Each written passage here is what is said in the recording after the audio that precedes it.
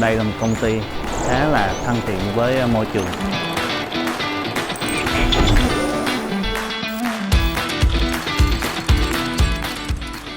Sau khi tham quan hai nhà máy của KES thì mình rất là bất ngờ về cái dây chuyền và cái công nghệ khép kín của nhà máy. Cái quy trình, cái máy móc của nó rất là hiện đại.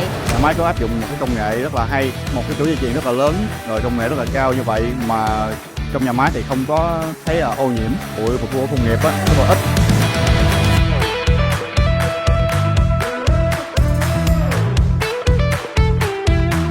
Chất lượng với lại cái sản phẩm của ván cũng như là cái ván sàn hoặc là melamine của KES nó rất là tốt.